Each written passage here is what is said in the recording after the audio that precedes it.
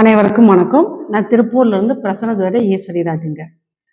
வாழ்க்கையில் என்றாவது ஒரு நாள் உயர்கட்டத்துக்கு செல்லணும் அப்படின்னு மனதளவில் நிறைய திட்டங்களை தீட்டக்கூடிய கும்பராசி நேயர்களுக்கு இந்த மாசி மாத பலன்கள் எப்படி இருக்குது அப்படிங்கிறத பார்க்கலாம்.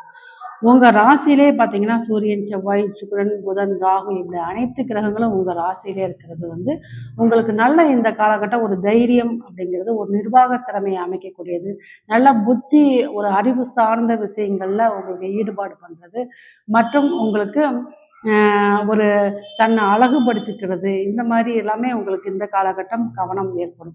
அதாவது பொதுவாகவே சனி பகவான் அப்படிங்கிறப்ப தன்னை அழகுபடுத்திக்க மாட்டார் இந்த ராசி அதிபதி.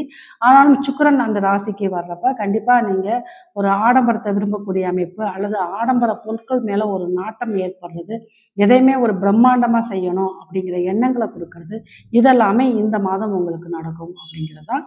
அதே போல் 2ஆம் இடத்துல சனி பகவான் அப்படிங்கிறப்ப குடும்பத்தில் மட்டும் கொஞ்சம் கவனம், பேச்சில் கொஞ்சம் கவனம் தேவை.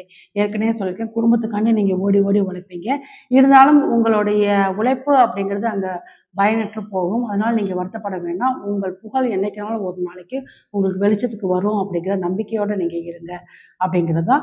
உங்களுக்கு 5ஆம் அதிபதியும் உங்களுக்கு ராசியிலே அப்படிங்கிறப்ப 5ஆம் இடம் உங்களுக்கு பூர்வ புண்ணியம், குழந்தைகள்னால ஒரு சப்போர்ட்டு, குழந்தைகள்னால ஒரு மன மகிழ்ச்சி இதெல்லாமே ஏற்படுத்தி கொடுக்கும். ஆனால் அவரே 8 அப்படிங்கிறப்ப கொஞ்சம் குழந்தைகள்னால உங்களுக்கு திடீர் ஒரு பண விரயம் இதெல்லாமே ஏற்படுத்தி கொடுக்கும். அல்ல குழந்தைகளுக்கு இடையிலே உங்களுக்கு ஒரு சின்ன கருத்து வேறுபாடு இதெல்லாமே ஏற்படுத்தும். இருந்தாலும் உங்கள் ராசி 5ஆம் இடத்துலேருந்து குரு பார்வை செய்கிறது அப்படிங்கிறப்ப குழந்தைக்காண்டி முயற்சி செய்கிறவங்க இந்த காலகட்டமே ஒரு அது ரீதியாக நீங்கள் ஒரு ஹாஸ்பிட்டல் ட்ரீட்மெண்ட் எடுத்துக்கிறது உங்களுக்கு நல்ல பலனை கொடுக்கும் அப்படிங்கிறது தான்.